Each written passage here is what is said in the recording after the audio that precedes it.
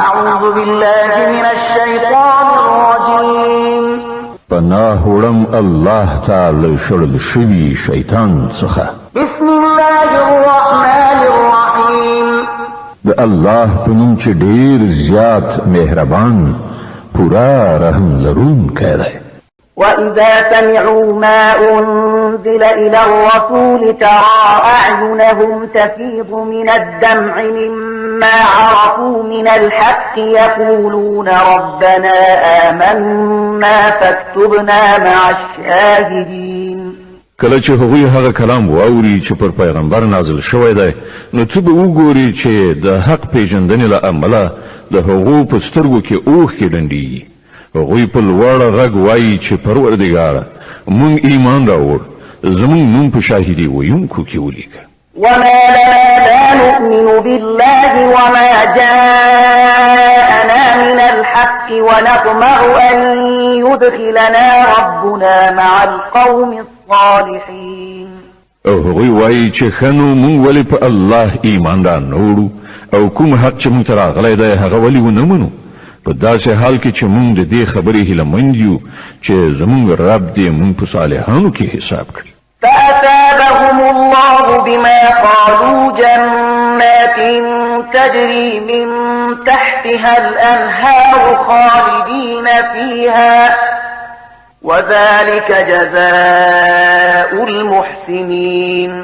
د هغوی د دې وینا له امله الله هغو ته داسې جنتونه ورکړل چې تر هغو لاندې ویالې بهیږي او هغوی به پکې د تل لپاره اوسیږي. دا د ښې کړنلارې غوره کوونکو بدله ده.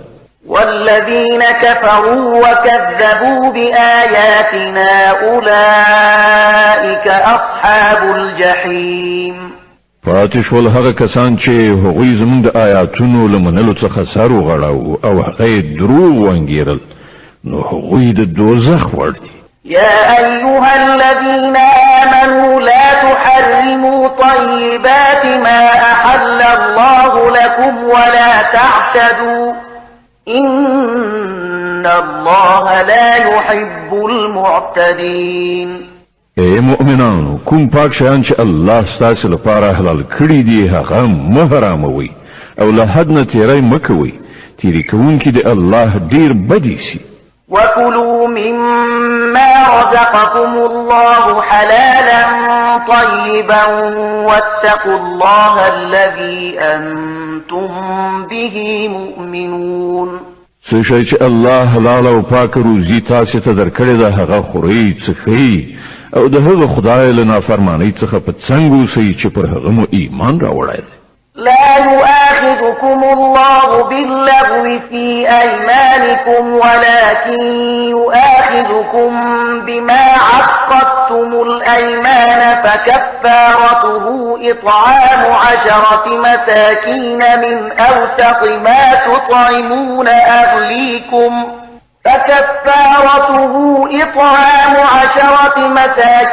من أوسط ما تطعمون أهليكم أو كسوتهم أو تحرير رقبة فمن لم يجد فصيام 3 أيام ذلك كفارة أيمانكم إذا حلفتم واحفظوا أيمانكم كذلك يبين الله لكم آياته لعلكم تشكرون. تاسو چې کومې بابیزا او غیر ارادي لوړې کوي یعنی قسمونه خوري پر هغو مو الله نه نیسي. کومې لوړې یعنی قسمونه چې تاسو له پوهې او ادراک سره کوي پر هغو به مو ارومرو هغه ونیسي. د داسې قسمونو ماتولو کفارت دا ده چې لسو مسکینانو ته له هغو منځنۍ درجې خوړو څخه ورکړئ چې تاسو یې خپلې کورنۍ ته ورکوئ یا هغوی په جامه پټ کړئ یا یو غلام آزاد کړئ او څوک چې د دې وس نه لري هغه د 3 ورځې روژه ونیسي. دا ستاسو د قسمونو کفاره ده چې کله قسم وخورئ او ماتې کړئ د خپلو قسمونو ساتنه وکړئ. په دې توګه الله خپل حکمونه تاسو ته څرګندوي. په کار ده چې تاسو شکر وباسئ. يا أيها الذين آمنوا إنما الخمر والميسر والأنصاب والأزلام رجس من عمل الشيطان فاجتنبوه لعلكم تفلحون. اے مؤمنان، دا شراب، قمار، دا درشلې یعنی نصب شوي تیږې د عبادت لپاره او غشي د بخت ازمایلو په خاطر دا ټول ناولي او شیطانی کارونه دي. له هغو نه ډډه وکړئ. هیله ده چې تاسې ته به بری در په برخه شي. إنما يريد الشيطان أن يوقع بينكم العداوة والبغضاء في الخمر والميسر ويصدكم عن ذكر الله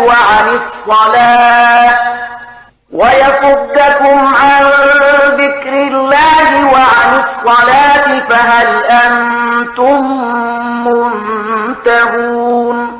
شیطان خدا غواړي چې د شراب او خمار په وسیله ستاسې په منځ کې عداوت او دښمني واچوي او تاسې د خدای له یادولو او لمانځه څخه منع کړي. نو آیا تاسې له دې چارو څخه لاس اخلئ؟ وأطيعوا الله وأطيعوا الرسول واحذروا فإن توليتم فاعلموا أنما على رسولنا البلاغ المبين. د الله او د هغه د پیغمبر خبره ومنئ او د الله او د هغه د رسول نافرمانی څخه رامنه شئ. خو که تاسې حکم ته شا کړه وپوهیږئ چې زموږ پر پیغمبر د څرګند حکم رسولو مسؤلیت.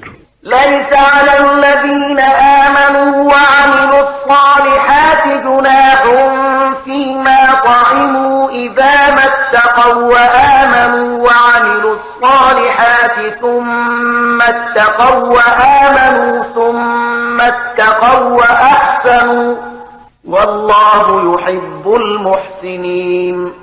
څوک چې ایمان راوړي او غوره چارې سرته ورسوي هغوی چې مخکې څه خوړلي څښلي وو په هغو به ونیول شي په دې شرط چې په آینده کې له هغو شیانو څخه ځان وژغوري چې حرام کړای شوي دي او پر ایمان ټینګ ودرېږي او ښه کارونه وکړي. بیا چې له کومو شیانو منع وشي له هغو څخه لاس واخلي او څه چې د خدای امر وي هغه ومني. بیا د خدای له ویرې سره ښه کړنلاره ونیسي. الله نیک عمله خلق خوښوي. يا أيها الذين آمنوا ليبلونكم الله بشيء من الصيد تناله أيديكم ورماحكم ليعلم الله من يخافه بالغيب فمن اعتدى بعد ذلك فله عذاب أليم. اے مؤمنان، الله به تاسې د هغه ښکار په وسیله په سخت ازموینه کې واچوي چې بیخي ستاسې د لاسونو او نیزو تر کنټرول لاندې راغلي وي. د دې لپاره چې ولیدل شي چې له تاسې نه څوک له هغه نه په غیاب کې ویریږي. نو چا چې له دې اخطار نه وروسته د الله له ټاکل شوي حد نه تیری وکړ د هغه لپاره دردناک عذاب دی. يا أيها الذين آمنوا لا تقتلوا الصيد وأنتم حرم ومن قتله منكم متعمدا فجزاء مثل ما قتل من النعم يحكم به ذوى عدل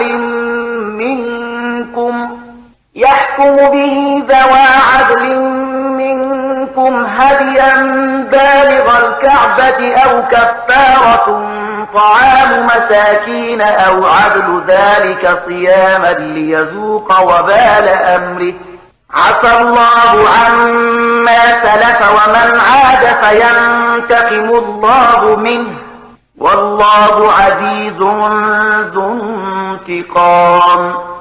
اے مؤمنان، د احرام په حالت کې ښکار مه وژنئ او کله تاسې نه چا په پوهه او ادراک سره داسې وکړل نو کوم څاروی چې هغه وژلی وي نو د همغه انډول یو څاروی به له هغو څارویو نه نظر ورکوي چې د هغه فیصله له تاسې نه 2 تنه عادلان وکړي او دا نظرانه به کعبې ته رسوله کیږي.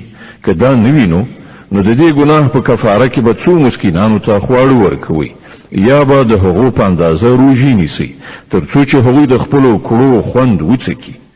مخکې چې څه شوي هغه الله بخلي، خو اوس که چا بیا دا حرکت وکړ نو له هغه نه به الله غچ واخلي. الله په ټولو بر لاس دی او د غچ اخیستنې واک وس لري. أحل لكم صيد البحر وطعامه متاعا لكم وللسيارة وحرم عليكم صيد البر ما دمتم حرما واتقوا الله الذي إليه تحشرون. ستاسو لپاره د سمندر ښکار او خواړه حلال کړی شول. هر چیرته چې تاسو تمیږئ یعنی اوسېږئ هملته هم خوراک درته روا دی او د کاروان یعنی مسافرانو لپاره د لارې توخه هم کولای شي. البته د وچ ښکار تر هغه وخت پورې پر تاسو حرام کړی شوی دی تر څو پورې چې تاسو د احرام په حالت کې نو د هغه خدای له نافرمانی څخه ځان وژغورئ چې د هغه حضور ته به تاسو راغون کړی شوي ور حاضرېږئ. جعل الله الكعبة البيت الحرام قياما للناس والشهر الحرام والهدي والقلائد ذلك لتعلموا أن الله يعلم ما في السماوات وما في الأرض وأن الله بكل شيء عليم. الله د درناوي وړ ځای کعبه د خلکو لپاره د ټولنیز ژوندانه د سمبالښت وسیله ګرځولې او حرام میاشت د قربانۍ څاروي او د غاړې پټۍ هم چې تاسو دا قرباني پرې نښه کوئ تر څو چې تاسو ته څرګنده شي چې الله د اسمانونو او ځمکې له ټولو حالاتو څخه باخبره دی او له هغه سره د هر شي علم دی. اعلموا أن الله شديد العقاب وأن الله غفور رحيم. خبردار اوسئ الله په سزا ورکولو کې هم ډیر سخت دی او د دې ترڅنګ ډیر بخښونکی او رحم کوونکی هم دی. ما على الرسول إلا البلاغ والله يعلم ما تبدون وما تكتمون. پر پیغمبر باندې خو یوازې د پیغام رسولو مسؤلیت دی. نور ستاسو په ښکاره او پټو ټولو حالاتو پوهیدونکی الله دی. قل لا يستوي الخبيث والطيب ولو أعجبك كثرة الخبيث فاتقوا الله يا أولي الألباب لعلكم تفلحون. ای پیغمبره دوی ته ووایه چې پاک او ناولي په هیڅ شان یو شانته نه دي. که د ناپاکو ډیروالی هر څومره ستاسو لپاره جالب هم وي نو ای هوښیارانو د الله له نافرمانۍ نه ځان وژغورئ هیله ده چې بریالیتوب مو په برخه شي. يا أيها الذين آمنوا لا تسألوا عن أشياء إن تبد لكم تسؤكم وإن تسألوا عنها حين ينزل القرآن تبد لكم عفى الله عنها والله غفور حليم. ای مؤمنانو د داسې خبرو پوښتنه مه کوئ چې که درته څرګنده کړای شي نو تاسې ته به ناوړه وي خو که تاسې د هغو پوښتنه په داسې وخت کې وکړئ چې قرآن نازلیږي نو هغه به درته څرګندې شي. تر اوسه چې تاسې څه کړي دي الله هغه در بخښلي دي هغه بخښونکی او د زغم څښتن دی. قد سألها قوم من قبلكم ثم أصبحوا بها كافرين. له تاسو نه مخکې یوې ډلې هم دا ډول پوښتنې کړې وي بیا د هغو په نه عملي کولو کافران شول. ما جعل الله من بحيرة ولا سائبة ولا وصيلة ولا حام ولكن الذين كفروا يفترون على الله الكذب وأكثرهم لا يعقلون. الله نه د بهیرې په نامه کوم حیوان ټاکلی نه د صاحبې نه د وسیلې او نه حام چې بوتانو ته مخصوص کړای شي خو دا کافران پر الله باندې د دروغ او افتراء کوي او له هغو څخه زیاتره ناپوهان دي. وإذا قيل لهم تعالوا إلى ما أنزل الله وإلى الرسول قالوا حسبنا ما وجدنا عليه آباءنا أولو كان آباؤهم لا يعلمون شيئا ولا يهتدون. او کله چې هغه ته ویل کېږي چې د هغه قانون په لوري راشي چې الله نازل کړی دی او د پیغمبر خواته راشي، نو هغوی په جواب کې وایي چې زموږ لپاره خو صرف هماغه کړنلاره بس ده چې پر هغې باندې موږ خپل پلرونه نیکونه میندلي دي. آیا دوی د پلرونو نیکونو څخه تقلید کوي که څه هم چې هغوی په هیڅ نه پوهیږي او له سمې لارې نه خبر قدر هم نه وي؟ يا أيها الذين آمنوا عليكم أنفسكم لا يضركم من ضل إذا اهتديتم إلى الله مرجعكم جميعا فينبئكم بما كنتم تعملون. اے مؤمنان، د ځان فکر وکړئ. د بل چا بېلاریتوب تاسو ته څه زیان نشي رسولی که تاسو په خپله پر سمه لاره یاست. د الله لوري ته تاسو ټول ورګرځېدل دي، بیا به هغه تاسو ته دروغ ښیي چې تاسو څه کول. يا أيها الذين آمنوا شهادة بينكم إذا حضر أحدكم الموت حين الوصية اثنان ذوى عدل منكم أو آخران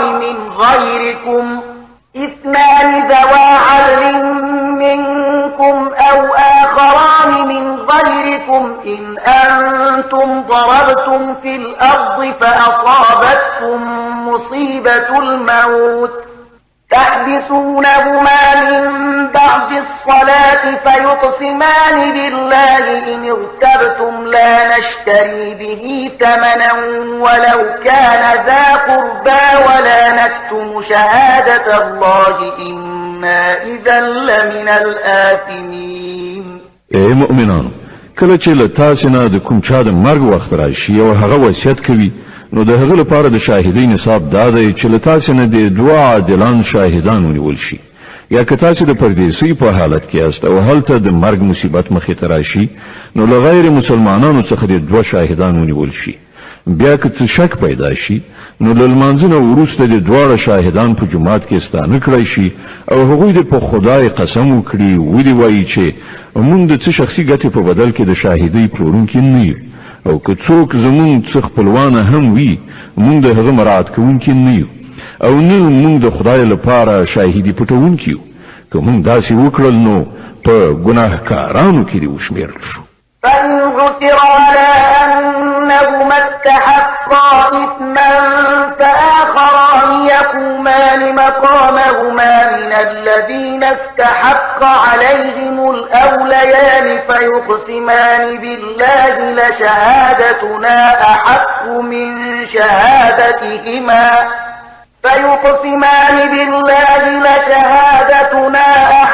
من شهادتهما وما اعتدينا إنا إذا لمن الظالمين. خو که ښکاره شي چې دغو دواړو خپل ځان په ګناه کې اخته کړی دی، نو بیا د هغو په ځای دې دوه نور داسې کسان چې د هغوی په پرتله د شاهدۍ ویلو زیات اهلیت لري، له هغو خلقو څخه دې راپاڅېږي چې د هغو حق خوړل شوی وي او هغوی د په خدای قسم وخوري ودې وایي چې زموږ شاهدي د هغو د شاهدۍ په پرتله زیاته په حق ده او موږ په خپله شاهدۍ کې څه زیاتی نه دی کړی. که موږ داسې وکړو نو له ظالمانو څخه دې وشمېرل شو.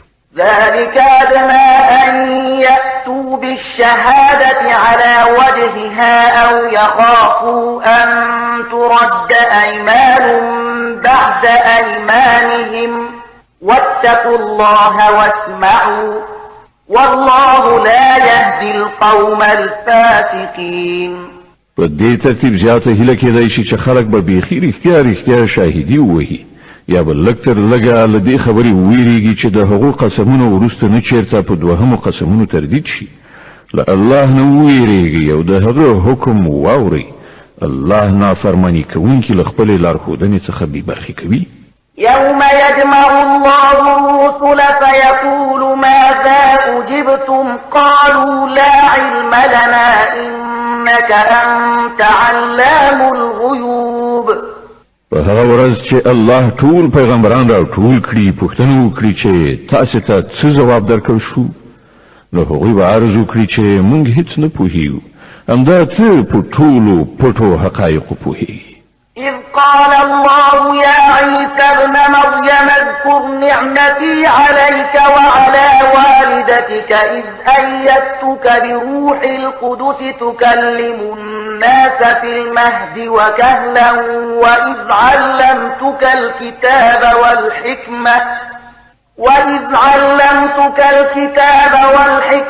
والتوراة والإنجيل وإذ تخلق من الطين كهيئة الطير بإذني فتنفخ فيها فتكون طيرا بإذني وتبرئ الأكمه والأبرص بإذني وإذ تخرج الموتى بإذني وإذ كففت بني إسرائيل عنك إذ جئتهم بالبينات فقال الذين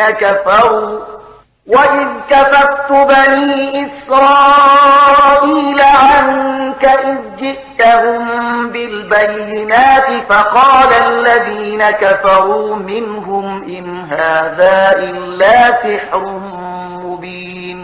بل هغه وخت در پزړه کړه چې کله الله وفرمایي چې اې د مریم زوی عیسی زما هغه نعمت در یاد کړه چې ما پر تا او ستا په مور پیرزو کړیو ما په سپېڅلي روح سره ستا مرسته وکړه تا په زانګو کې هم د خلکو سره خبرې کولې او په آخر عمر ته په رسېدو هم ما تا ته د کتاب حکمت تورات او انجیل ښوونه وکړه تا زما په حکم له خټې څخه د مرغۍ جوسه جوړوله او په هغې کې د پوکای کاو او هغه زما په امر مرغۍ جوړېده تا مورزادي رانده او پیس ناروغان زما په امر رغول تا مړي زما په امر راویستل یعنی د مرګ له حالت څخه د ژوند حالت ته راویستل بیا چې کله ته بني اسرائیلو ته له څرګندو نښانو سره ورغلې او څوک چې له هغو څخه د حق منکرانو هغوی وویل چې دا نښانې له کوډګرۍ نه پرته نور څه نه دي نو همدا ما ته له هغو څخه وژغورلې. وإذ أوحيت إلى الحواريين أن آمنوا بي وبرسولي قالوا آمنا واشهد بأننا مسلمون. او کله چې ما حواریانو ته اشاره وکړه چې په ما باندې او زما پر پیغمبر ایمان راوړي نو هغوی وویل چې موږ ایمان راوړ او شاهدان اوسئ چې موږ مسلمانان.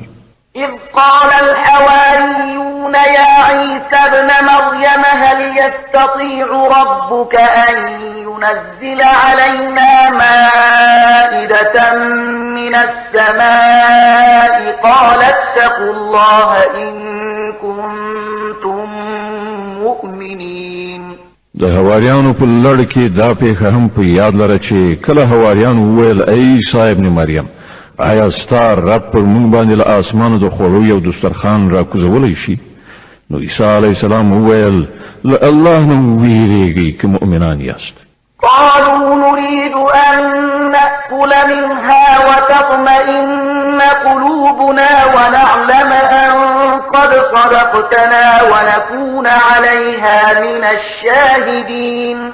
هغوی وویل موږ صرف دومره غواړو چې له دې دسترخوان نه خواړه وخورو او زموږ زړه ډاډه وي او موږ ته څرګنده شي چې تا چې موږ ته څه ویلي دي هغه رښتیا دي او موږ ورباندې شاهدان اوسو.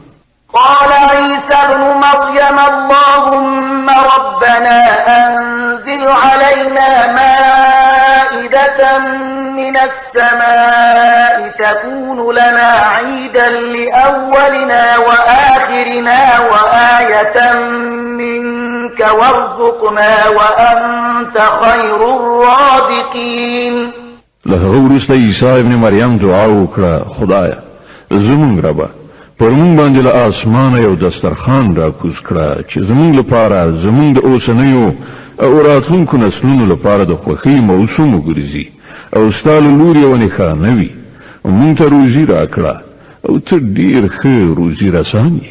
قال الله إني منزلها عليكم فمن يكفر بعد منكم فإني أعذبه عذابا لا أعذبه أحدا من العالمين. الله جواب ورکړ زه پر تاسو باندې د هغه راکوزونکی یم خو وروسته له هغه چې له تاسو نه څوک کافر شي هغه ته به زه داسې سزا ورکړم چې په نړۍ کې مې هیچ چاته نه وي ورکړې. وإذ قال الله يا عيسى ابن مريم أأنت قلت للناس اتخذوني وأمي إلهين من دون الله قال سبحانك ما يكون لي أن أقول ما ليس لي بحق إن كنت قلته فقد علمته تعلم ما في نفسي ولا أعلم ما في نفسك إنك أنت علام الغيوب. لنډه دا کله چې د دې ښېګڼو په یادولو الله وفرمایي چې ای عیسی ابن مریم آیا تا خلکو ته ویلي وو چې له خدایه پرته ما او زما مور هم په خدایي سره ونیسئ؟ نو هغه به په ځواب کې عرض وکړي چې سبحان الله، زما دا کار نو چې هغه څه مې ویلي وای چې د هغې ویل زما لپاره حق نه و. که ما داسې خبره کړې وي نو ته به ارومرو پرې عالم یې. ته پوهېږي پر هغه څه چې زما په زړه کې دي او زه پر هغه څه نه پوهېږم چې ستا په زړه کې دي. ته خو پر ټولو پټو حقایقو عالم یې. ما قلت لهم إلا ما أمرتني به أن اعبدوا الله ربي وربكم وكنت عليهم شهيدا ما دمت فيهم فلما توفيتني كنت أنت الرقيب عليهم وأنت على كل شيء شهيد. ما له هغه څه نه پرته نور هیڅ شی نه دی ویلي چې تا راته امر کړی دا چې د الله بندګي وکړي چې هم زما رب دی او هم ستاسې رب. زه تر هغه وخته پورې د هغو څارونکی یم چې تر څو پورې زه د هغو په منځ کې یم. کله چې تا زه بیرته در وغوښتم نو ته پر هغو څارونکی وي او ته خو پر ټولو شیانو څارونکی.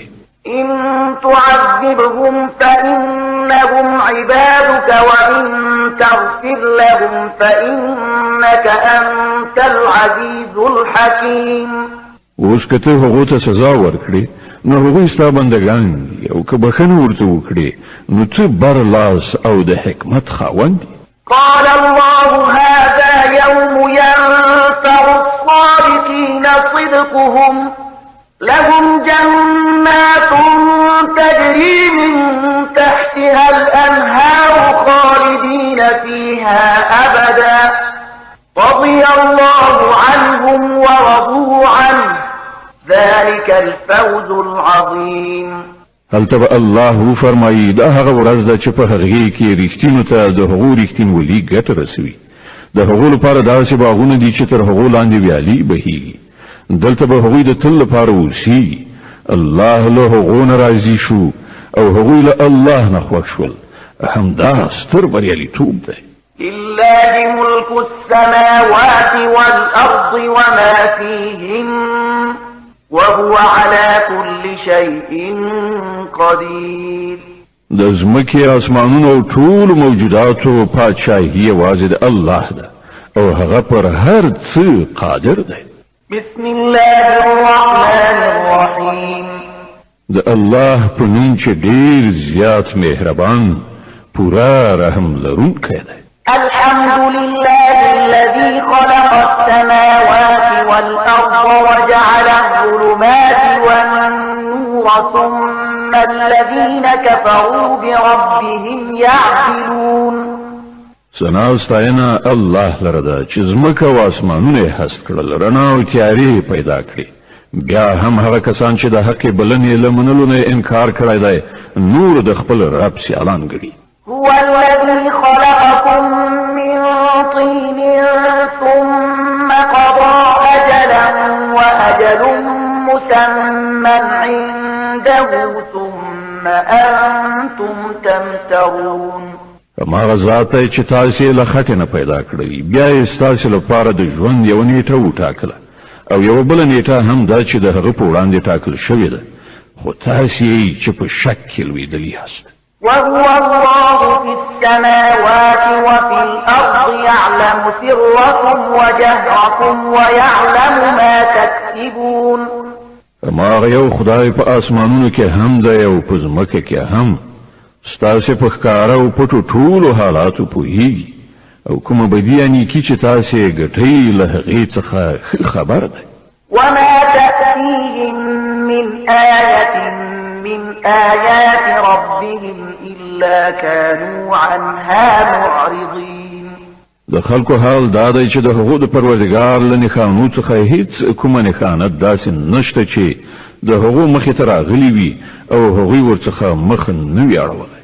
فقد كذبوا بالحق لما جاءهم فسوف يأتيهم أنباء ما كانوا به يستهزئون. لکه همدا اوس چې کوم حق هغو ته راغی نو هغه یې هم دروغ وګڼه. ښه ده په کوم شي پورې چې هغوی تر اوسه پورې مسخرې کوي ډېر ژر به د هغه په باب څه خبرونه هغو ته ورسي. ألم يروا كم أهلكنا من قبلهم من قرن مكناهم في الأرض ما لم نمكن لكم وأرسلنا السماء عليهم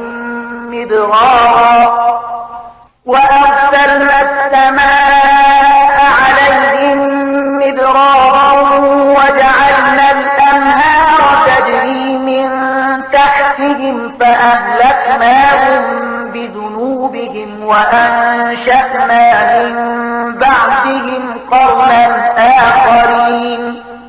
ایا هغوی نه دي لیدلي چې له هغو نه مخکې څومره داسې ملتونه موږ تباه کړي دي چې د هر یو په خپل خپل دور کې نوم او واکمني وه. موږ په ځمکه کې هغو ته هغه وس واک وربښلی و چې تاسې ته مو نه دی دربښلی. پر هغو مو له اسمانه ښه ورښتونه وکړل او د هغو نه لاندې مو ویالې وبهولې.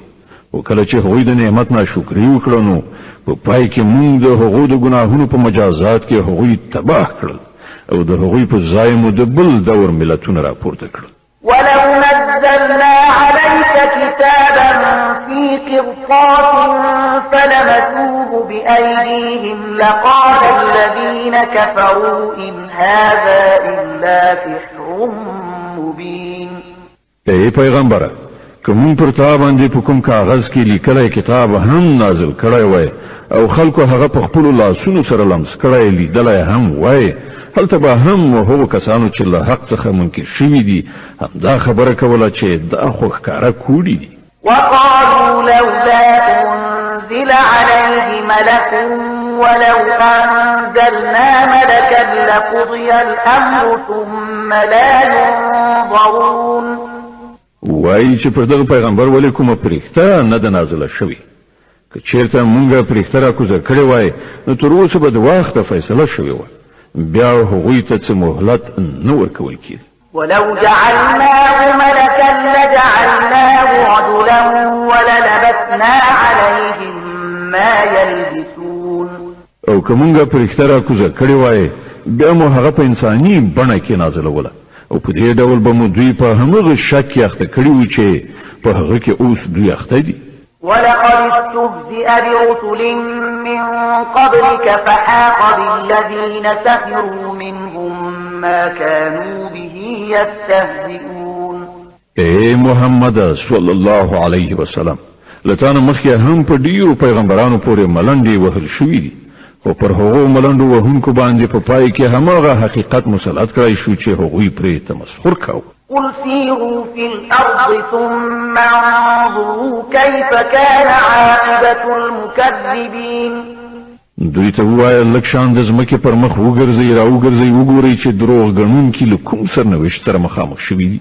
قل لمن ما في السماوات والأرض قل لله كتب على نفسه الرحمة ليجمعنكم إلى يوم القيامة لا ريب فيه الذين خسروا أنفسهم فهم لا يؤمنون.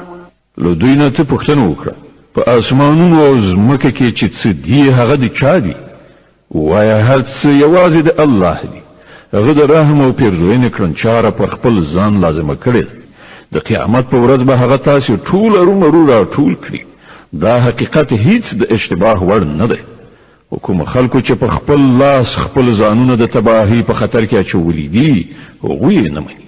وله ما سكن في الليل والنهار وهو السميع العليم. د شپې په ترګمۍ او د ورځې په روښنايي کې چې څه استوګن دي ټول د الله دي او هغه هر څه اوري او په هر څه پوهیږي. قل أغير الله أتخذ وليا فاطر السماوات والأرض وهو يطعم ولا يطعم قل إني أمرت أن أكون أول من أسلم ولا تكونن من المشركين. ويزل الله څخه پرته کوم بل څوک د ځان سرپرستو ټاکم. هغه خدای پرېږدم چې د ځمکې او اسمانونو هستونکی دی او هغه چې روزي ورکوي روزي اخلي نه، یعنی هغه ته روزي ورکول کیږي نه. وایم ما ته خو همدا امر شوی دی چې له هر چا څخه مخکې زه د هغه په وړاندې د تسلیم سر ښکته کړم او په تاکید سره ویل شوي دي چې که څوک مشرک کیږي شي دي ته په هیڅ صورت له مشرکانو څخه مه کیږه. قل إني أخاف إن عصيت ربي عذاب يوم عظيم. وای که زه له خپل خدای نه سر وغړوم نو ویریږم چې په یوه لویه هیبتناکه ورځ کې به له عذاب سره مخامخ شم. من يصرف عنه يومئذ فقد رحمه وذلك الفوز المبين. په هغه ورځ چې څوک له عذاب وژغورل شو پر هغه باندې الله ډېر لوی رحم وکړ او همدا څرګند بریالیتوب دی. وإن يمسسك الله بضر فلا كاشف له إلا هو وإن يمسسك بخير فهو على كل شيء قدير. که الله تا ته کوم ډول زیان ورسوي نو له هغه پرته بل څوک نشته چې تا له هغه زیان څخه وژغورلی شي او که هغه تا ته په کومه ښېګڼه ګټه در واړوي نو هغه د هر څه وس واک لري. وهو القادر فوق عباده وهو الحكيم الخبير. هغه پر خپلو بندگانو پوره برلاسی واکمن دی او د حکمت څښتن او باخبره دی. قل أي شيء أكبر شهادة قل الله شهيد بيني وبينكم وأوحي إلي هذا القرآن لأنذركم به ومن بلغ أئنكم لتشهدون أن مع الله آلهة أخرى قل لا أشهد قل إنما هو إله واحد وإنني بريء مما تشركون. لدوی نه پوښتنه وکړه د چا شاهدي تر هر چا لویه ده؟ ووایه زما او ستاسې ترمنځ الله شاهد دی او دا قرآن ماته د وحی په وسیله رالیږل شوی دی تر څو چې تاسې او هر هغه څوک چې دا ورته رسیږي ټول خبردار کړم. آیا په رښتیا سره تاسې دا شاهدي وهلی شئ چې له الله سره نور خدایان هم شته؟ ووایه زه خو دا شاهدي هیڅکله نشم ویلی. ووایه خدای خو هماغه یو دی او زه له هغه شرک څخه په قطعي ډول بیزار یم چې تاسې پکې اخته یاست.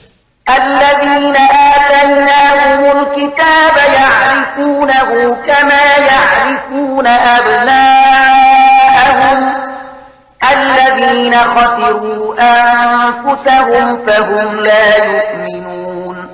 کوم کسانو ته چې مونږ کتاب ورکړی دی هغوی دا خبره داسې بې له اشتباه څخه پیژني لکه چې هغوی د خپلو زامنو په پیژندنه کې له هیڅ اشتباه سره نه مخامخ کیږي. کوم کسانو چې په خپل ځان په تباهۍ کې اچولی دی هغوی دا نه مني. ومن أظلم ممن افترى على الله كذبا أو كذب بآياته إنه لا يفلح الظالمون. او له هغه چانه به غټ ظالم څوک وي چې پر الله باندې د دروغ بهتان ووایي یا د الله نښانې دروغ وګڼي دا یقیني ده داسې ظالمان هیڅکله بری نشي موندلی. ويوم نحشرهم جميعا ثم نقول للذين أشركوا أين شركاؤكم الذين كنتم تزعمون. په کومه ورځ چې موږ دوی ټول راپاڅوو او له مشرکانو څخه پوښتنه وکړو چې اوس ستاسې هغه انګېرلي برخوال چیرته دي چې تاسې هغه خپل خدایان ګڼلي وو؟ ثم لم تكن فتنتهم إلا أن قالوا والله ربنا ما كنا مشركين. نو هغوی بل دې پرته بل فتنه راپورته نشي کړای چې یعنی په دې دروغ ویلو خلو واضح کړي چې ای زموږ بادار پر تا باندې قسم چې موږ هیڅ کله مشرکان نو. انظر كيف كذبوا على أنفسهم وضل عنهم ما كانوا يفترون. وګوره په هغه وخت کې به دوی په څه ډول خپل پر خپل ځان دروغ وټپي او هلته به د هغو ټول خود ساخته معبودان تری تم شي. ومنهم من يستمع إليك وجعلنا على قلوبهم أكنة أن يفقهوه وفي آذانهم وقرا وإن يروا كل آية لا يؤمنوا بها حتى إذا جاءوك يجادلونك يقول الذين كفروا إن هذا إلا أساطير الأولين. لدوی نه ځینې کسان داسې دي چې غوږ ږدي ستا خبرې اوري خو حال دا دی چې موږ د هغوی په زړونو باندې پردې اچولي دي چې د هغو له امله هغوی پرې هیڅ نه پوهېږي او د هغو په غوږونو کې مو کوڼوالی پیدا کړی دی چې د هر څه له اورېدو سره سره هم څه نه اوري. هغوی که هره نښانه وګوري ایمان پرې نه راوړي ان تر دې چې کله هغوی تا ته راشي د سره شخړه کوي. نو له هغوی څخه چې کومو کسانو د انکار فیصله کړې ده هغوی د ټولو خبرو له اورېدو وروسته همدا وایي چې دا له یوې زړې کیسې پرته نور څه نه دي. وهم ينهون عنه وينأون عنه وإن يهلكون إلا أنفسهم وما يشعرون. هغوی د دې حق له منلو څخه خلق منع کوي او په خپله هم ورڅخه لرې تښتي.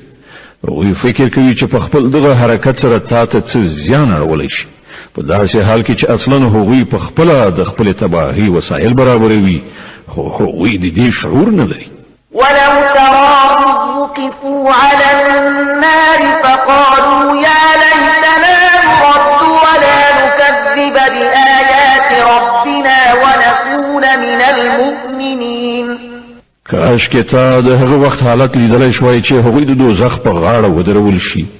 په هغه وخت کې به هغوی وایي چې کاش کې څه داسې چاره کېدی چې موږ بیرته دنیا ته لیږل شوي وای او د خپل رب نښانې به مو دروغ نه ګڼلې او ایمان به مو راوړی. بل بدا لهم ما كانوا يخفون من قبل ولو ردوا لعادوا لما نهوا عنه وإنهم لكاذبون. په حقیقت کې به هغوی دا خبره صرف له دې کبله وکړي چې په کوم حقیقت باندې چې هغوی پرده غوړولې وه په هغه وخت کې به هغه بې پردې څرګند د هغوی په مخ کې ایښي وي او که هغوی بیرته د خپل پخواني ژوندانه لوري ته ولېږل شي نو بیا به همغه هر څه سرته ورسوي چې هغوی ورڅخه منع کړی شوي دي. هغوی خو دي دروغجن له دې امله د خپلې دغې هیلې په څرګندولو کې به هم له دروغو ویلو څخه کار واخلي. وقالوا إن هي إلا حياتنا الدنيا وما نحن بمبعوثين. ولو ترى وقفوا على ربهم قال أليس هذا بالحق قالوا بلى وربنا قال فذوقوا العذاب بما كنتم تكفرون. نن دوی وایي ژوند چې هر څه دی صرف د همدې دنیا ژوند دی او موږ به له مرګ وروسته هیڅ کله دوهم ځل پام نه څکولی شو. کاش کې تا هغه منظر لیدلی شوای چې کله دوی د خپل رب په وړاندې ودرولی شي په هغه وخت کې به د هغو رب له هغو څخه پوښتنه وکړي آیا دا حقیقت نه دی؟ دوی به ووایي ولې نه؟ ای زموږ ربه همدا حقیقت دی. هغه به وفرمایي ښه نو اوس له حقیقت څخه د خپل انکار په مجازات کې د عذاب خوند واخلئ. قد خسر الذين كذبوا بلقاء الله حتى إذا جاءتهم الساعة بغتة قالوا يا حسرتنا على ما فرطنا فيها وهم يحملون أوزارهم على ظهورهم ألا ساء ما يزرون. زیان من شول هغه کسان چې له الله سره د خپل یو ځای کېدو خبرې دروغ وګڼه کله چې په ناڅاپي ډول هغه ساعت را ورسیږي نو همدا خلک به ووایي خواشیني ده لمونږ نه په دې کار کې څومره نیمګړتیا وشوه او د دوی به دا حال وي چې په خپلو اوږو به یې د خپلو ګناهو پیټه یې راخیستی وي وګوره څومره ناکاره پیټی دی چې دوی په اوږو اخلي وما الحياة الدنيا إلا لعب ولهو وللدار الآخرة خير للذين يتقون أفلا تعقلون د دنیا ژوند خو یو لوبه او یو ننداره ده په حقیقت کې هماغه د آخرت مینه د هغو خلکو لپاره ډیره ښه ده چې غواړي له زیانکارۍ وژغورل شي نو آیا تاسې له پوهې څخه کار نه اخلئ قد نعلم إنه ليحزنك الذي يقولون فإنهم لا يكذبونك ولكن الظالمين بآيات الله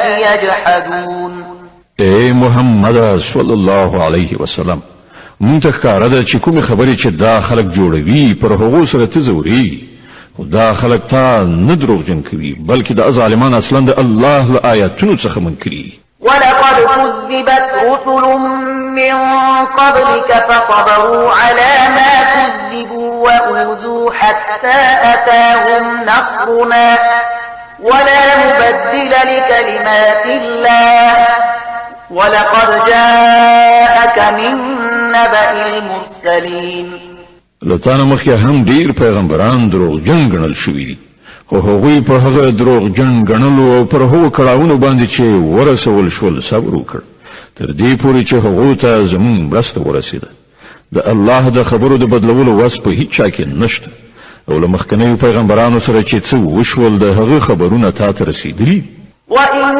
كان كبر عليك إعراضهم فإن استطعت أن تبتغي نفقا في الأرض أو سلما في السماء فتأتيهم بآية ولو شاء الله لجمعهم على الهدى فلا تكونن من الجاهلين بیا هم که د هغو خلکو مخړونه ستا لپاره د زغملو وړ نه وي نو که دې زور رسیږي په ځمکه کې تونل ولټوه یا اسمان ته زینه کېږده او هغوی ته د کومې نښانې راوړلو هڅه وکړه که الله غوښتي وای نو هغوی ټولې پر سمه لاره راغونډولی شول نو ناپوهه کېږه مه إنما يستجيب الذين يسمعون والموتى يبعثهم الله ثم إليه يرجعون د حق بلنې ته هغه خلک لبیک وایي چې اورېدونکي دي پاتې شول مړي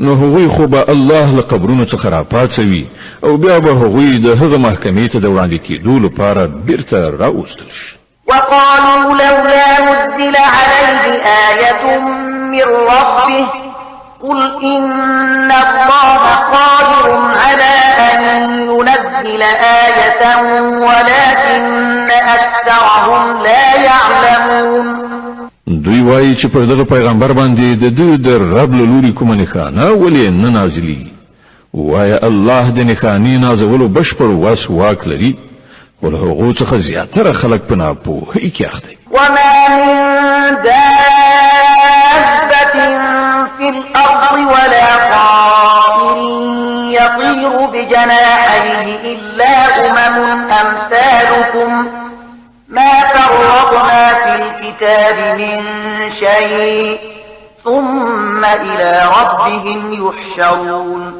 په ځمکه کې خوځېدونکي کوم ساکاښ او په هوا کې په وزرونو سره الوتونکي کوم مارغه ته وګوره دا ټول همدا ستاسې په څېر انواع دي موږ د هغو د تقدیر په لیکنه کې څه نیمګړتیا نه ده پرېښې بیا دا ټول د خپل رب لوري ته ورغونډېږي والذين كذبوا بآياتنا صم وبكم في الظلمات من يشاء الله يضلله ومن يشاء يجعله على صراط مستقيم حکم خلق چې زمونږ نښانې دروغجنې ګڼي هغوی کاڼه او ګونګیان دي په ترږمیو کې لوېدلي دي الله چې چاته وغواړي ګمراه کوي او چاته چې خوښه شي پر سمه لاره یې برابروي قل أرأيتكم إن أتاكم عذاب الله أو أتتكم الساعة أغير الله تدعون إن كنتم صادقين.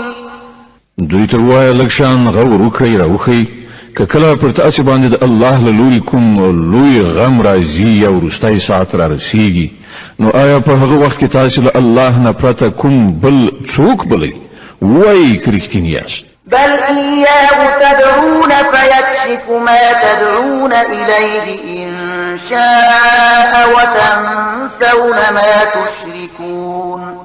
په هغه وخت کې تاسو هم دا الله بلئ بیا که د هغه خوښه شي نو د هغه غم یعنی مصیبت راوستل پر تاسو زندوي په داسې وختونو کې تاسو خپل انګیرلي شریکان هیروي. ولقد أرسلنا إلى أمم من قبلك فأخذناهم بالبأساء والضراء لعلهم يتضرعون. لتانا مخکې مون ډیرو قومونو ته پیغمبران لیږلي او هغه قومونه مو په کړهونو او غمونو اخته کړل تر څو چې هغوی له عاجزۍ سره زموږ په وړاندې سر ښکته کړي. فلولا إذ جاءهم بأسنا تضرعوا ولكن قست قلوبهم وزين لهم الشيطان ما كانوا يعملون. نو کله چې زموږ له لوري پر هغو سختي راغله نو هغوی ولې عاجزي غوره نه کړه خو د هغوی زړونه لا نور هم سخت شول او شیطان هغوی ته ډاډینه ورکړه چې تاسې چې څه کوئ ښه کوئ. فلما نسوا ما ذكروا به فتحنا عليهم أبواب كل شيء حتى إذا فرحوا بما أوتوا أخذناهم بغتة فإذا هم مبلسون. بیا کله چې هغوی هغه نصیحت هیر کړ چې ورته شوی وو نو موږ د هر ډول سوکالۍ دروازې د هغو لپاره پرانیستې تر دې پورې چې کله هغوی په هغو نعمتونو کې چې وربخل شوي وو ښه ډوب شول نو موږ په ناڅاپي ډول له هغوی ونیول او په دې وخت کې د هغو دا حالت چې له هرې ښېګڼې څخه ناامید وو. فقطع دابر القوم الذين ظلموا والحمد لله رب العالمين. په دې توګه د هغو خلکو سټه ویستل شو یعنی بیخي پرې شو چې هغوی ظلم کړی او ثنا ستاینه ده د الله رب العالمین لپاره. قل أرأيتم إن أخذ الله سمعكم وأبصاركم وختم على قلوبكم من إله غير الله يأتيكم به انظر كيف نصرف الآيات ثم هم يصدفون. اے محمد صلی الله علیه وسلم دوی ته وایه کله مو په دې هم څه فکر کړی دی چې که الله ستاسې لیدنه او اورېدنه در څخه واخلي او ستاسې زړونه مهر کړي نو له الله نه پرته بل کوم خدای شته چې تاسې ته دا قواوې بیرته درکړی شي. وګوره په څه شان مونږ بیا خپلې نښانې دوی ته وړاندې کوو او بیا دوی ورڅخه په څه ډول سترګې اړوي. قل أرأيتكم إن أتاكم عذاب الله بغتة أو جهرة هل يهلك إلا القوم الظالمون. ووایه تاسې کله په دې څه فکر کړی دی چې که د الله له لوري په ناڅاپي یا څرګند ډول پر تاسې باندې عذاب راشي نو آیا له ظالمانو پرته به نور څوک هلاک شي؟ وما نرسل المرسلين إلا مبشرين ومنذرين فمن آمن وأصلح فلا خوف عليهم ولا هم يحزنون. مونږ چې کوم پیغمبران لیږو د همدې لپاره لیږو چې هغوی نیکانو ته زیری ورکوونکي او د بدعمله خلکو ویرونکي اوسي نو چې کوم کسان د هغوی خبره ومني او خپله کړنچاره سمه کړي د هغوی لپاره هیڅ ویره او خفګان نشته. والذين كذبوا بآياتنا يمسهم العذاب بما كانوا يفسقون. او کوم خلک چې زموږ آیاتونه دروغ ګڼي هغوی ته به د خپلو سرغړونو په مجازات کې عذاب ورسي. قل لا أقول لكم عندي خزائن الله ولا أعلم الغيب ولا أقول لكم إني ملك إن أتبع إلا ما يوحى إلي قل هل يستوي الأعمى والبصير أفلا تتفكرون. اے محمد صلی الله علیه وسلم دوی ته وایا زه تاسو ته دا نه وایم چې ما سره د الله خزانې دي، نه زه د غیب علم لرم او نه دا وایم چې زه پرېښته یم. زه خو یوازې د هغې وحي پیروي کوم چې ما ته را استوله کیږي. بیا له دوی نه پوښتنه وکړه آیا ړانده او سترګور دواړه برابرېدی شي؟ آیا تاسې فکر نه کوئ؟ وأنذر به الذين يخافون أن يحشروا إلى ربهم ليس لهم من دونه ولي ولا شفيع لعلهم يتقون. او اے محمد صلی الله علیه وسلم ته د دې وحی د علم په وسیله هغو خلکو ته نصیحت وکړه چې له دې خبرې څخه ویریږي چې د خپل رب حضور ته به یو وخت په داسې حال کې وړاندې کړی شي چې له هغه پرته به هلته کوم داسې وسوال واکمن نه وي چې د هغوی ملاتړ مرستندوی وي یا د هغوی سپارښت وکړي.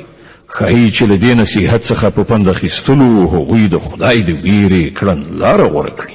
ولا تطرد الذين يدعون ربهم بالغداة والعشي يريدون وجهه ما عليك من حسابهم من شيء وما من حسابك عليهم من شيء ما عليك من حسابهم من شيء وما من حسابك عليهم من شيء فتطردهم فتكون من الظالمين. او کوم خلک چې شپه او ورځ رب ته لاس په دعا دي او د هغه خوښي غواړي هغوی له خپل ځانه لرې مشړه. د هغوی له حساب نه د هیڅ شي پیټی پر تا نشته او ستا له حساب نه د هیڅ شي پیټی پر هغو نشته. د دې له پاسه هم که ته هغوی لرې وشړې نو په ظالمانو کې به وشمېرل شي. وكذلك فتنا بعضهم ببعض ليقولوا أهؤلاء من الله عليهم من بيننا أليس الله بأعلم بالشاكرين. په اصل کې مونږ په دې توګه له دې خلکو څخه ځینې د ځینو نورو په وسیله په ازمایښت کې اچولي ترڅو هغوی دوی وګوري وایي آیا دغه دی هغه خلک چې پر دوی باندې زمون په منځ کې د الله لورینه او مهرباني شوې ده؟ هو آیا خدای خپل شکر ایستونکي بندگان له دوی نه ډیر ښه نه پیژني؟ وإذا جاءك الذين يؤمنون بآياتنا فقل سلام عليكم كتب ربكم على نفسه الرحمة أنه من عمل منكم سوءا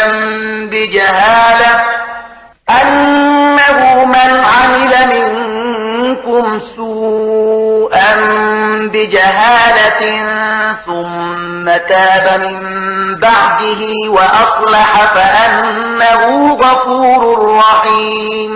کله چې تا ته هغه خلک راشي چې زمون پر آیاتونو ایمان راوړي نو هغوی ته وایا سلام پر تاسو. ستاسو رب د رحم او مهرباني کړن چاره پر خپل ځان باندې لازمه کړی ده. دا د هغه رحم او مهرباني ده چې کله تاسو نه څوک په ناپوهۍ سره د کومې بدۍ مرتکب شوی وي بیا له هغه وروسته توبه وباسي او خپل رویه اصلاح کړي نو هغه ورته بخښنه کوي او له نرمۍ څخه کار اخلي. وكذلك نفصل الآيات ولتستبين سبيل المجرمين. او په دې ډول مونږ خپل نښانې په ډاګه څرګنده وړاندې کوو ترڅو چې د مجرمانو لاره بیخي ښکاره شي.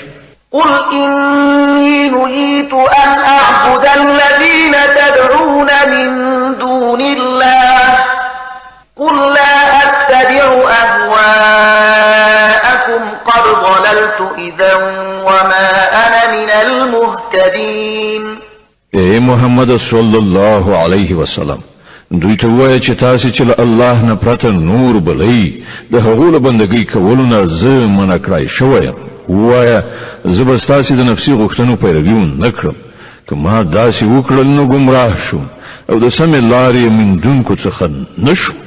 قل إني على بينة من ربي وكذبتم به ما عندي تستعجلون به إن الحكم إلا لله يقص الحق وهو خير الفاصلين. وایه زه د خپل رب له لوري څخه پر یو روښانه دلیل ولاړ یم او تاسې هغه دروغ ګڼلی دی. اوس زما په واک کې هغه څه نشته چې د هغو لپاره تاسې تلوار نیولی یاست. د فیصلې ټول واک د الله دی. همغه حق بیانوي او همغه ډیر ښه فیصله کوونکی دی. قل لو أن عندي ما تستعجلون به لقضي الأمر بيني وبينكم والله أعلم بالظالمين. وایه که چیرته هغه شی زما په واک کې وای چې تاسې په تلوار سره د هغه غوښتنه کوئ نو زما او ستاسې ترمنځ به د وخته فیصله شوې وه. خو الله ډیر ښه پوهیږي چې له ظالمانو سره څه معامله کول غواړي. وعنده مفاتح الغيب لا يعلمها إلا هو ويعلم ما في البر والبحر وما تسقط من ورقة إلا يعلمها ولا حبة في ظلمات الأرض ولا رطب ولا يابس إلا في كتاب مبين. له همغه سره د غیبو کلیګانې دي چې له هغه نه پرته بل څوک پرې نه پوهي. په وچه او اوبو کې چې هر څه دي له ټولو څخه هغه خبر دی. له ونې څخه کومه راولیدونکې پاڼه داسې نشته چې هغه پرې عالم نه وي. د ځمکې په ترږمۍ پردو کې کومه دانه داسې نشته چې هغه ورڅخه باخبره نه وي. وچ او لانده ټول په یو روښانه کتاب کې لیکل شوي. وهو الذي يتوفاكم بالليل ويعلم ما جرحتم بالنهار ثم يبعثكم فيه ليقضى أجل مسمى ثم إليه مرجعكم ثم ينبئكم بما كنتم تعملون. ما غدای چې د شپې ستاسې ساګانې اخلي او د ورځې چې څه کوي پر هغو پوهیږي. بیا په بل ورځ هغه تاسې د همدې ژوند ژواک په نړۍ کې راپاڅوي تر څو چې د ژوند ټاکلې موده سرته ورسیږي. په پای کې د همغه لوري ته ستاسې ورګرځېدل دي. بیا به هغه تاسې ته وښیي چې تاسې څه کوئ. وهو القاهر فوق عباده ويرسل عليكم حفظة حتى إذا جاء أحدكم الموت توفته رسلنا وهم لا يفرطون. پر خپل بندگانو هغه بشپړ وس واک لري او پر تاسې څارونکي ټاکي لیږي تر دې پورې چې کله له تاسې څخه د کوم یو د مرګ نیټه رارسیږي نو د هغه لیږل شوي پرښتې د هغه ساه اخلي او د خپل فریضې په سرته رسولو کې یو بڅری لنډون نه کوي. ثم ردوا إلى الله مولاهم الحق ألا له الحكم وهو أسرع الحاسبين. بیا ټول د الله د خپل حقیقي بادار په لوري بیرته راوستل کی. خبردار اوسئ د فیصلې ټولې واکمنۍ د همغه په لاس کې دي او هغه په حساب اخیستو کې ډیر چټک دی. قل من ينجيكم من ظلمات البر والبحر تدعونه تضرعا وخفية لئن أنجانا من هذه لنكونن من الشاكرين. اے محمد صلی الله علیه وسلم له دوی نه پوښتنه وکړه د بیدیا او سمندر په تیارو کې څوک تاسې له خطرونو څخه ژغوري؟ څوک دی چې له هغه څخه تاسې د کړاو په وخت کې په زارۍ او په پټه پټه دعاوې غواړئ؟ چاته وایي چې که تا له دې بلا څخه موږ وژغورلو نو موږ به رومرو شکر ویستونکي اوسو. قل الله ينجيكم منها ومن كل كرب ثم أنتم تشركون. وای الله تاسې ته له هغې او له بل هر کړاو څخه نجات درکوي بیا تاسې نور له هغه سره شریکان ګڼئ. قل هو القادر على أن يبعث عليكم عذابا من فوقكم أو من تحت أرجلكم أو يلبسكم شيعا ويذيق بعضكم بأس بعض انظر كيف نصرف الآيات لعلهم يفقهون. وایا هغه په دې قادر دی چې پر تاسو کوم عذاب له پاسه نازل کړي یا تاسو تر قدمونو لاندې نه راپورته کړي یا تاسو په ډلو ویشي په یوې ډلې باندې د بلې ډلې د زور خوند ټکی وګوره موږ په شان په مکرره توګه له بیلابیلو لارو څخه خپل نښانې دوی ته وړاندې کوو ښایي چې دوی په دې حقیقت باندې وپوهیږي وكذب به قومك وهو الحق قل لست عليكم بوكيل ستا قوم له هغه څخه انکار کوي حال دا دی چې هغه حقیقت دی دوی ته وایي چې زه پر تاسو باندې د محافظ په حیث نه یم مقرر شوی لكل نبأ مستقر وسوف تعلمون د هر خبر د څرګندېدو وخت ټاکلی دی ډیر ژر به تاسو په خپله په عاقبت باندې پوه شئ وإذا رأيت الذين يخوضون في آياتنا فأعرض عنهم حتى يخوضوا في حديث غيره وإما ينسينك الشيطان فلا تقعد بعد الذكرى مع القوم الظالمين او اے محمد صلی الله علیه وسلم کله چې ته وګورې چې خلک زمون په آیاتونو کې نکتې لټوي یعنی اهانت کوي نو د هغو له څنګ نه پاڅېږه تر دې پورې چې هغوی دا بحثونه پرېږدي په نورو خبرو پیل وکړي او که کله شیطان تا په هیره کې واچوي نو چې څه وخت دا خطا احساس کړي له هغه وروسته بیا د دې ظالمانو څنګ ته مه کښېنه وما على الذين يتقون من حسابهم من شيء ولكن ذكرى لعلهم يتقون د هغوی له حساب څخه د هیڅ کوم شي مسؤلیت پر پرهیزګارانو باندې نشته البته نصیحت کول فریضه ده ښایي چې هغوی له غلطې لارې راواوړي وذر الذين اتخذوا دينهم لعبا ولهوا وغرتهم الحياة الدنيا وذكر به أن تبسل نفس بما كسبت ليس لها من دون الله ولي ولا شفيع وإن تعدل كل عدل لا يؤخذ منها أولئك الذين أبسلوا بما كسبوا لهم شراب من حميم وعذاب أليم بما كانوا يكفرون هغه خلک پرېږده چې هغوی خپل دین لوبه او ننداره جوړه کړې ده او د دنیا ژوندانه غولولي دي هو خو د دې قرآن په اورولو نصیحت کوونکی او پند ورکوونکی اوسه چې چیرته کوم څوک د خپلو کړو وړو په ګناه کې اخته نشي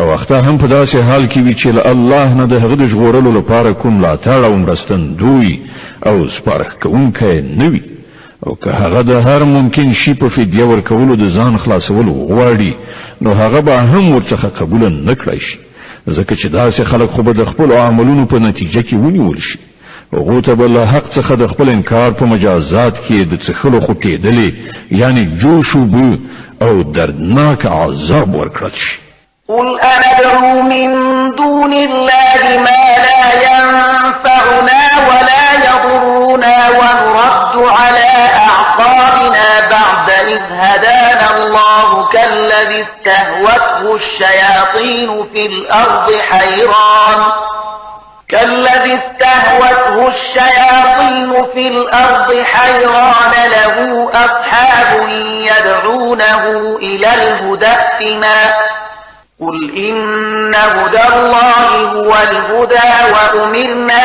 لنسلم لرب العالمين اے محمد صلی الله علیه وسلم لدوی نه پوښتنه وکړه آیا موږ الله نه پرته هغه وبلو چې نه مونږ ته ګټه رسولای شي نه زیان او کله چې الله مونږ ته سم لار راښودلې ده نو آیا موږ اوس په خپلو پوندو شاته وڅرخیږو آیا موږ خپل حالت د هغه چا په څیر کړو چې شیطانانو هغه په بیدیا کې لار ورکای کړی وي او هغه حیران د الله ګرځي را ګرځي په داسې حال کې چې ملګری ورته ناری وهي چې داسې راشه دا سم لار ده وایه په حقیقت کې خو سمه رهبري یوازې د الله رهبري ده او د هغه له خوا مونږ ته دا امر شوی دی چې د کائناتو د څښتن په وړاندې د اطاعت سر ښکته کړي وأن أقيموا الصلاة واتقوه وهو الذي إليه تحشرون.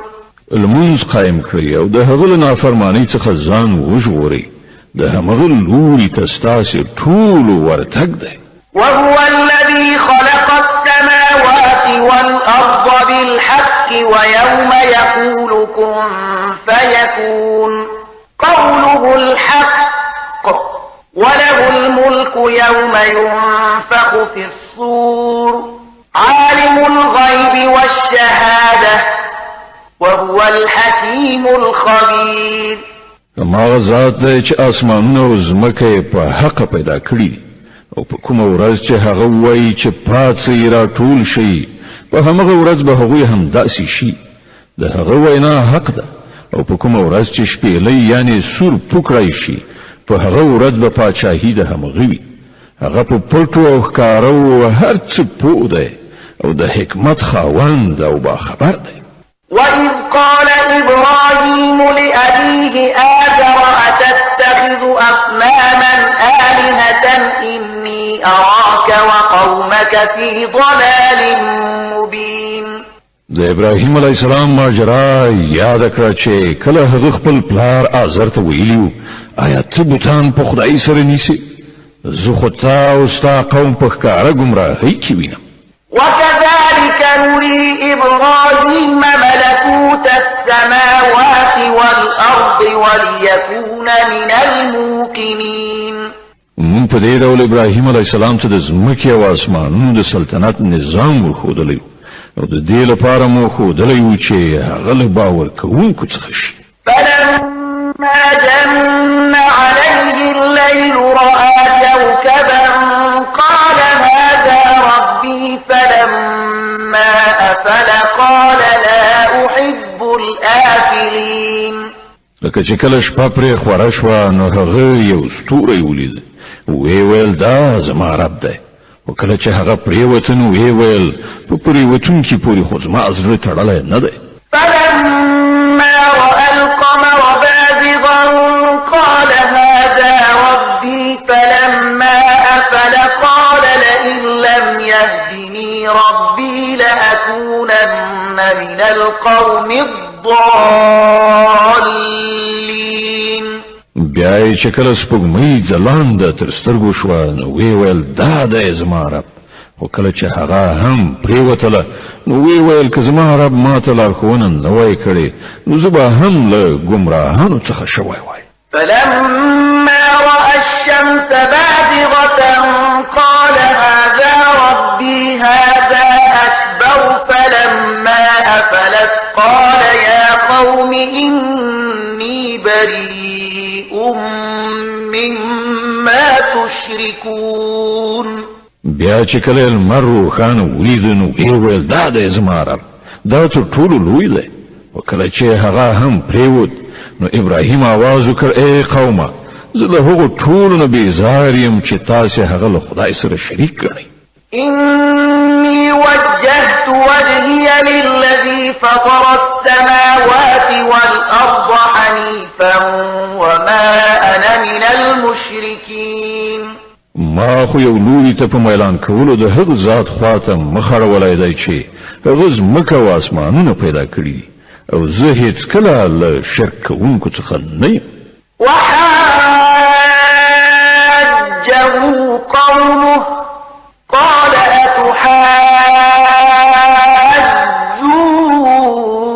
أتحاجوني في الله وقد هدان ولا أخاف ما تشركون به إلا أن يشاء ربي شيئا وسع ربي كل شيء علما أفلا تتذكرون.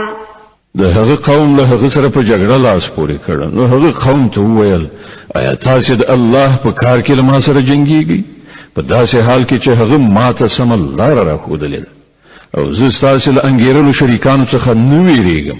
هو که زما د رب څه خوښه وي نو هغه ارومرو کېدی شي. زما د رب علم پر هر څه باندې خور شوی دی نو آیا تاسې فکرمند کېږئ نه یعنی پند نه اخلئ؟ وكيف أخاف ما أشركتم ولا تخافون أنكم أشركتم بالله ما لم ينزل به عليكم سلطانا فأي الفريقين أحق بالأمن إن كنتم تعلمون. او زه ستاسو له انګیرلو خدایانو څخه ولې ویریږم چې کله تاسو له الله سره په خدایي کې د هغو شیانو په شریکولو نه ویریږي چې د هغو لپاره پر تاسو باندې کوم سند نه دی نازل کړی شوی. لمونږ دواړو ډلو نه کومه یوه زیاته د نه ویرېدو او ډاډینې وړ ده؟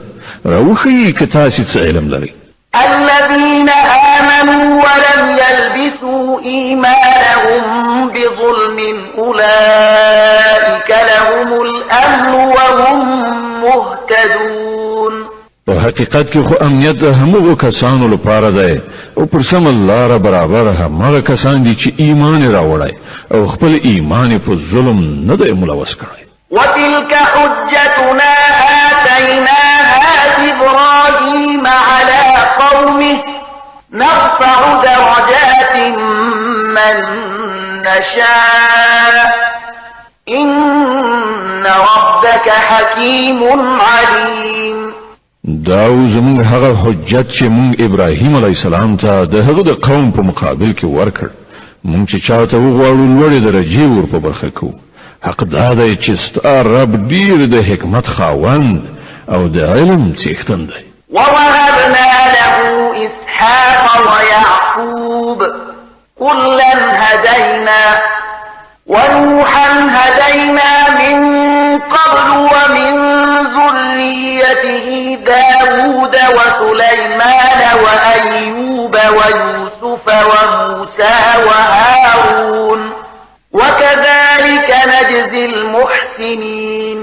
او مونږ ابراهیم علیه السلام ته اسحاق علیه السلام او یعقوب علیه السلام غوندې زوجات ورکړ او هر یو ته سمه لار وښودله، همغه سمه لار چې له دې نه مخکې مو نوح علیه السلام ته ورښودلې وه او د همغو له اولادې نه مونږ داود علیه السلام، سلیمان علیه السلام، ایوب علیه السلام، یوسف علیه السلام، موسی علیه السلام او هارون علیه السلام ته هدایت ورکړ. په دې توګه مونږ نیکوکارانو ته د هغوی د نیکۍ مکافات ورکوو. وزكريا ويحيى وعيسى وإلياس كل من الصالحين. د همغه اولادې څخه مو زکریا علیه السلام، یحیی علیه السلام، عیسی علیه السلام او الیاس علیه السلام ته لارښوونه وکړه. هغوی ټول نیکان. وإسماعيل واليسع ويونس ولوطا وكلا فضلنا على العالمين. د همغه کورنۍ څخه مو اسماعیل علیه السلام، یسع علیه السلام، یونس علیه السلام او لوط علیه السلام ته لار وښوده. له دوی نه هر یو ته مونږ پر ټولو نړیوالو لوړتیا وروبخله. ومن آبائهم وذرياتهم وإخوانهم واجتبيناهم وهديناهم إلى صراط مستقيم. دغه راز د هغو له پلرونو نیکونو، د هغو له اولادې او د هغوی له ورونو څخه زیاترو باندې مونږ پیرزوینه وکړه. هغوی مو د خپل خدمت لپاره غوره کړل او هغوی ته مو د سمې لارې ښوونه وکړه. ذلك هدى الله يهدي به من يشاء من عباده ولو أشركوا لحبط عنهم ما كانوا يعملون. دا د الله هغه هدایت ده په هغه سره چې هغه له خپلو بندګانو څخه چاته وغواړي لارښوونه کوي، خو که کله هغوی شرک کړی وای نو د هغوی ټول عملونه به عبث ګرځېدلي وای. أولئك الذين آتيناهم الكتاب والحكم والنبوة فإن يكفر بها هؤلاء فقد وكلنا بها قوما ليسوا بها بكافرين. دا همغه کسانو چې موږ ورته کتاب، شریعت او پیغمبري ورکړی و، اوس که دا خلک د هغه له منلو څخه انکار کوي نو پروا نشته. مونږ څه نورو خلکو ته دا نعمت ورسپارلی دی چې له هغه څخه منکران نه دي. أولئك الذين هدى الله فبه مقتده قل لا أسألكم عليه أجرا إن هو إلا ذكرى للعالمين. اے محمد صلی الله علیه وسلم، امغه کسان د الله له لوري هدایت میندونکي د همغو پر لار ته هم لاړ شه او وایه چې زه د دې تبلیغ او لارښوونې په وظیفه له تاسې نه د کوم اجر غوښتونکی نه یم. دا خو د ټولو نړیوالو لپاره یو عمومي نصیحت دی. وما قدر الله حق قدره إذ قالوا ما أنزل الله على بشر من شيء قل من أنزل الكتاب الذي جاء به موسى نورا وهدى للناس تجعلونه قراطيس تبدونها وتخفون كثيرا وعلمتم ما لم تعلموا أنتم ولا آباؤكم قل الله ثم ذرهم في خوضهم يلعبون. دوی د الله صحیح قدر او ستاینه ونکړه چې کله چې وویل الله پر کوم انسان باندې څه نه دی نازل کړی. له دوی نه پوښتنه وکړه نو بیا هغه کتاب چې موسی علیه السلام را وړی و چې د ټولو انسانانو لپاره روښنایي او هدایت و چې تاسې هغه ټوټې کوئ، لږ څه ښکاره کوئ او ډېر څه پټوئ او د هغه په وسیله تاسې ته هغه علم درکړی شو چې نه له تاسې سره و او نه ستاسې له پلار نیکه سره. ښه نو د هغه نازلونکی څوک و؟ صرف دومره ووایه چې الله بیا یې په خپلو دلیل بازیو کې لوبو کولو ته پرېږده. وهذا كتاب أنزلناه مبارك مصدق الذي بين يديه ولتنذر أم القرى ومن حولها والذين يؤمنون بالآخرة يؤمنون به وهم على صلاتهم يحافظون. د همغه کتاب په څیر دا یو کتاب دی چې موږ نازل کړی دی، له خیر او برکت نه ډک دی. د هغه څه تصدیق کوي چې له ده نه مخکې راغلي وو او د دې په خاطر نازل کړی شوی دی چې تاسې د هغه په وسیله د کلیو دا مرکز یعنی مکه او د هغې په شاوخوا کې اوسېدونکي تنبیه کړئ. کوم خلک چې آخرت مني هغوی په دې کتاب ایمان راوړي او هغوی داسې دي چې د خپلو لمونځونو پابندي کوي. ومن أظلم ممن افترى على الله كذبا أو قال أوحي إلي ولم يوح إليه شيء ومن قال سأنزل مثل ما أنزل الله ولو ترى إذ الظالمون في غمرات الموت والملائكة باسطوا أيديهم أخرجوا أنفسكم اليوم تجزون عذاب الهون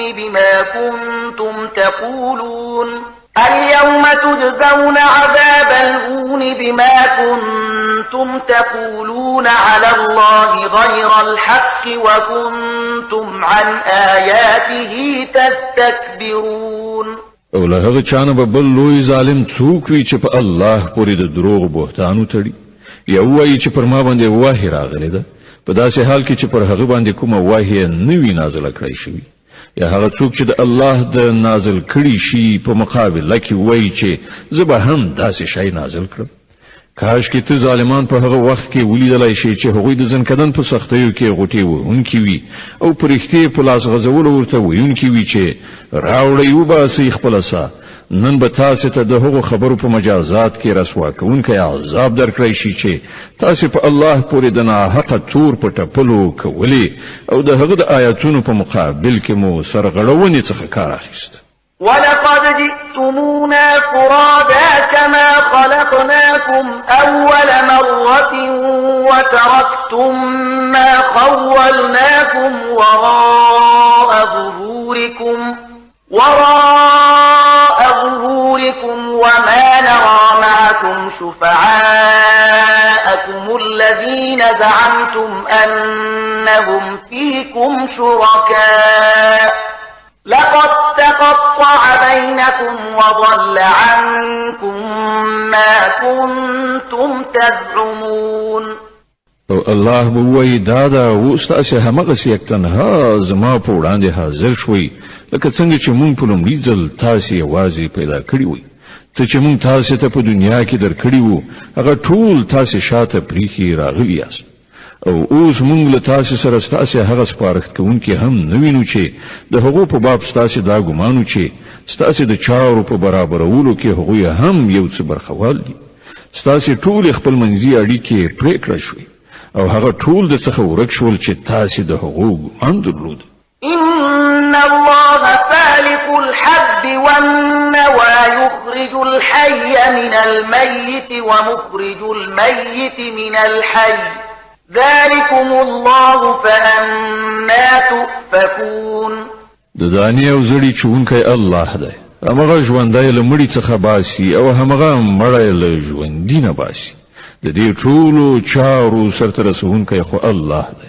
نو تاسې کوم لوري ته اوښتونکي یاست فالق الإصباح وجعل الليل سكنا والشمس والقمر حسبانا ذلك تقدير العزيز العليم اماغه د شپې پرده چیروي سهار را باسي امغه شپه د رام کولو وخت ګرځولې ده امغه د لمر او سپوږمۍ د ختلو پریوتلو حساب ټاکلی دی دا ټول د همغه ستر قدرت او علم لرونکي ټاکلي اندازې دي وهو الذي جعل لكم النجوم لتهتدوا بها في ظلمات البر والبحر قد فصلنا الآيات لقوم يعلمون او همغه ذات دی چې ستاسو لپاره ستوري د بيدیا او سمندر په ترګمویو کې د لارې پیژندلو وسیله وګرځول وګورئ مونږ نښانې په ډاګه ښکارا بیان کړي دي د هغو خلکو لپاره چې علم لري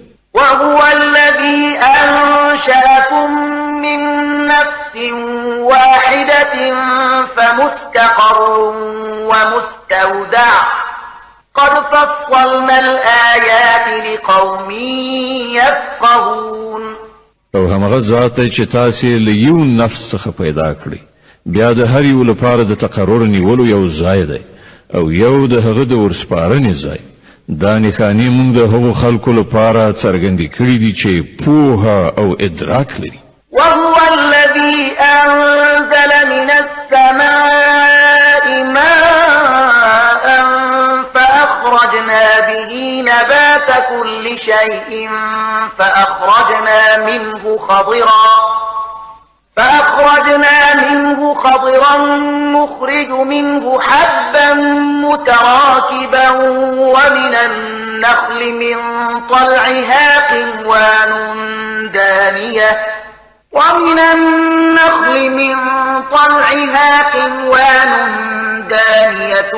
وجنات من أعناب والزيتون والرمان مشتبها وغير متشابه انظروا إلى ثمره إذا أثمر وينعه إن في ذلكم لآيات لقوم يؤمنون او همغه ذات چې له اسمانه یو بو ورولي بیا د هغو په وسیله هر راز نباتات راوټوکول بیا ورڅخه شنه خیرازه کښتونه او ونې پیدا کړې بیا ورڅخه لاندې باندې سپرې دانې راویستلې او د خرما او له څانګو نه د میوو وږي شینګلې پیدا کړې چې له ډېر بار نیولو نه ښکته زانګي او د انګورو زیتون او انارو باغونه جوړ کړل چې د هغو میوې یو بل ته څیرمه ورته هم دي او بیا د هر یوې خصوصیات بیل هم دي دا ونې چې کله میوه نیسي نو په هغو کې د میوې راوړلو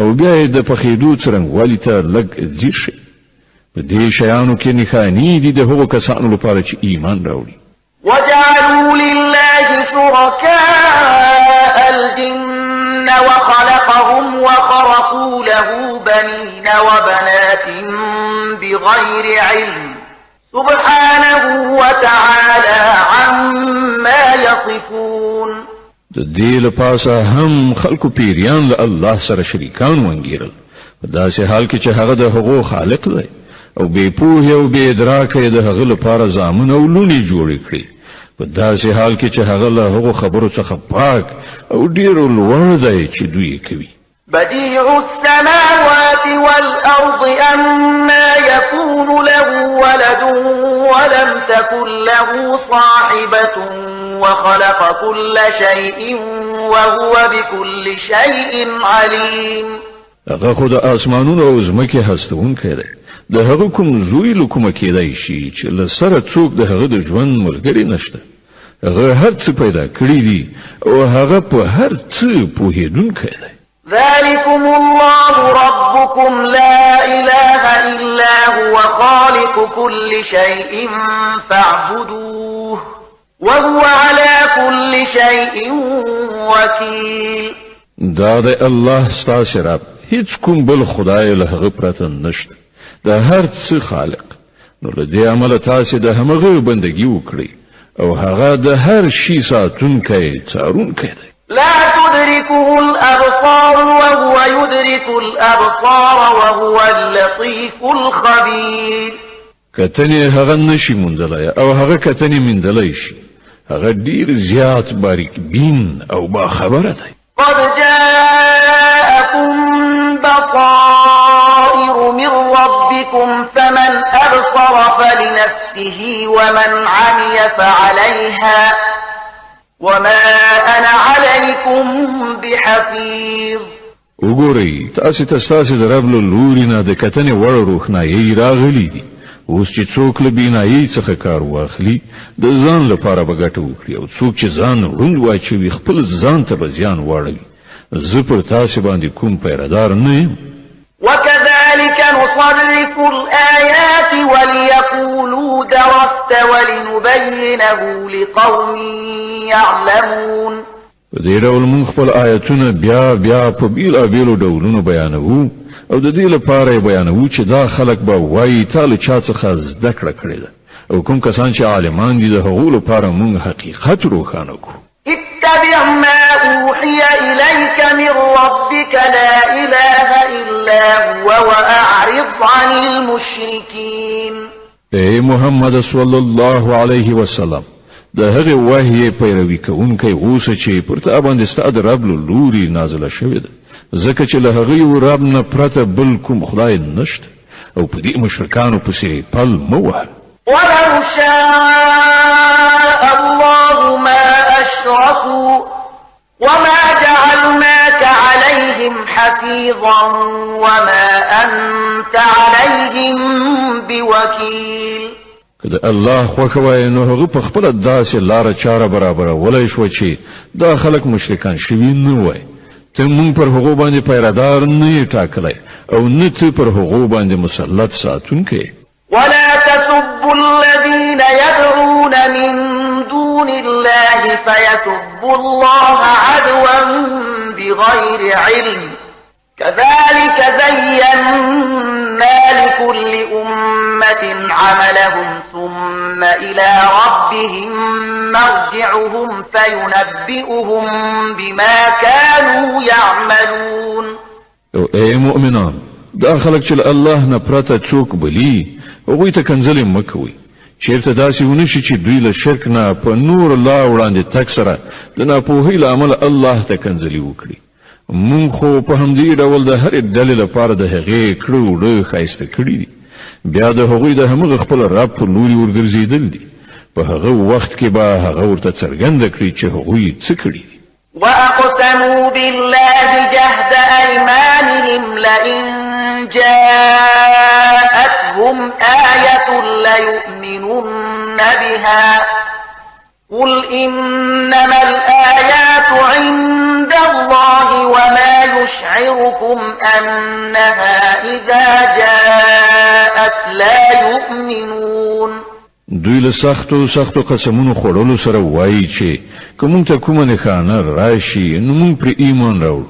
اے محمد صلی الله علیه وسلم، دوی ته وایي چې نښانې خو له الله سره دي او تاسو څنګه وپوهول شئ چې که نښانې را هم شي نو دوی ایمان راوړونکي نه دي. ونقلب أفئدتهم وأبصارهم كما لم يؤمنوا به أول مرة ونذرهم في طغيانهم يعمهون. مونږ په همغه شان د دوی زړونه او نظر اړو لکه څنګه چې دوی لومړی ځل پر ایمان نو راوړی مونږ دوی د دوی په همدې سرکشي کې لاله هم د پریږدو. صدق الله العظیم. الله ستر رښتیا ویونکی دی.